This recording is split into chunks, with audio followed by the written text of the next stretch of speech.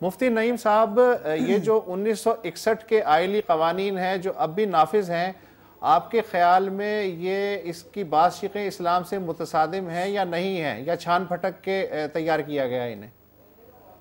یہ آئلی قانون جو ایوب خان صاحب کے دور کے اندر بنائے گئے ہیں، اس میں بہت سے قوانین ایسے ہیں جو وراثت کے متعلق بھی جو بنائے گئے اس میں بھی بہت سے اعتراضات ہیں، اور نکاح کے متعلق کہیں شریعت میں یہ نہیں ہے کہ پہلی بیوی کی اجازت ضروری ہو۔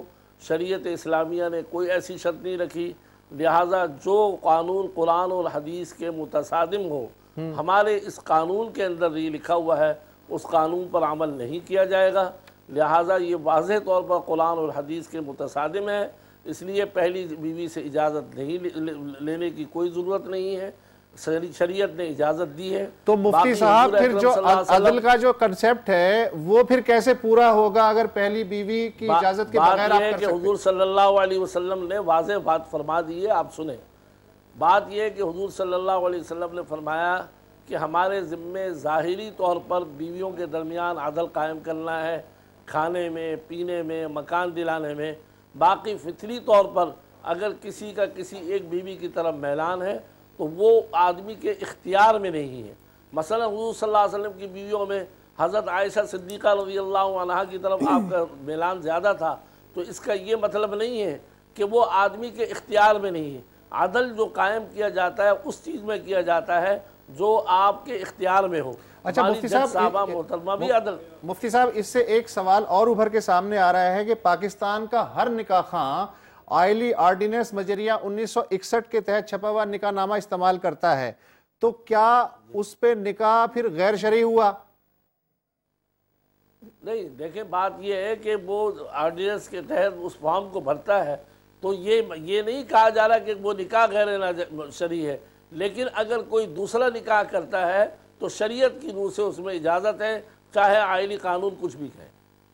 جسٹس ماجدہ رضوی صاحبہ، آپ کیا کہہ رہی ہیں؟ دیکھیے میں تو یہ کہہ رہی ہوں کہ جو ہمارے پاس قانون ہے، ہم جیسے کہ میں نے کہا کہ کانسٹیٹیوشن کے لحاظ سے تمام قانون ان اکارڈنس ود اسلامک انجنکشنز ہیں، تو لہٰذا اس کے اندر بھی کوئی ایسی چیز نہیں ہے کہ جو اسلام کے خلاف ہو، لیکن یہ کہ ودن دا پیرامیٹرز اس چیز کو ریگولیٹ کیا گیا ہے تاکہ ایک تو لوگ شادیاں کرتے تھے پتہ بھی نہیں ہوتا تھا، ایک کر لی، دو کر لی، بعد میں پتہ چلا وہ گزر گئے، لیکن اب کم از کم چیزیں آن ریکارڈ تو آ سکتی ہیں نا، کم آن ریکارڈ ہیں، جی ایڈمیسیبل سہیل صاحب ہیں چکوال سے، بیوی کو اپنا حق ملتا ہے اگر اس نے سیکنڈ میرج کی ہوئی ہے۔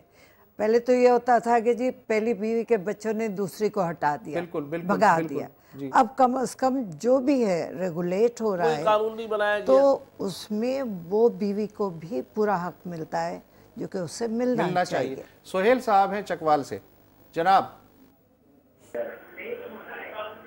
ہلو، السلام علیکم۔ وعلیکم السلام۔ آپ ٹی وی کی آواز اگر کم نہیں کریں گے تو ہم آپ کی آواز نہیں سن سکیں گے۔ سر جی اب بتائیے۔ مفتی نعیم صاحب سے یہ، ہلو جی جی آواز آ رہی ہے سر، میرا مفتی نعیم صاحب سے یہ سوال ہے کہ ایک بیوی، ہلو جی آپ بات کیجئے۔ اگر ایک بیوی نہیں مان رہی اور بندہ شادی کرنا چاہتا تو اس کے سلسلے میں تھوڑی تفصیل میں آئیں، تھوڑا بتائیں ہمیں۔ نہیں، وہ بتا چکے ہیں مفتی نعیم صاحب کہ بیوی کی رضامندی ضروری نہیں ہے مفتی صاحب کے نزدیک، یہ وہ بتا چکے ہیں، لیکن قانون میں ہے، لیکن قانون میں ہے۔ وہ قانون شریعت کے متصادم جو قانون ہو اس پر عمل نہیں کیا جائے۔ اچھا مفتی صاحب، جو نکاح نامہ ہے آئلی قوانین مجریہ 1961 کے تحت، اس نکاح نامے میں شق 18 میں پوچھا جاتا ہے کہ کیا بیوی کو خاوند کی طرف سے طلاق کا حق دیا جا رہا ہے، اگر ہاں تو کن شرائط کے تحت۔ اسی کے ساتھ ہے شق 19 جس پہ یہ پوچھا جاتا ہے کہ کیا شوہر کے طلاق کے حق کو ساقط کیا گیا ہے۔ ہوتا یہ ہے کہ 99% صورتوں میں جو نکاح خواہ ہے وہ گھر سے ہی ان دونوں شقوں پہ کراس لگا کے آتا ہے، تو کیا یہ غیر قانونی عمل ہے یا یہ دونوں باتیں شرعی نہیں ہیں؟ بات یہ ہے کہ شریعت نے بعض مواقع میں محدود حالات کے اندر اس بات کی اجازت دی ہے کہ وہ عورت کو اختیار دیا جا سکتا ہے، لیکن وہ مستقل اختیار نہیں ہوتا، وہ عارضی طور پر اختیار دیا جاتا ہے مخصوص حالات کے اعتبار سے۔ اس لیے اگر نکاح خواہ یہ کرتے ہیں کہ پہلے سے کاٹ کے آتے ہیں، یہ غلط ہے، ان کو یہ بات پوچھنی چاہیے اور اس کے بعد اس کو کاٹنا چاہیے، بغیر پوچھے نہیں کرنا چاہیے۔ یہ گفتگو ابھی یہ سوال میں جسٹس ماجدہ رضوی سے بھی پوچھنا چاہوں گا، لیکن ایک وقفہ اس کے بعد۔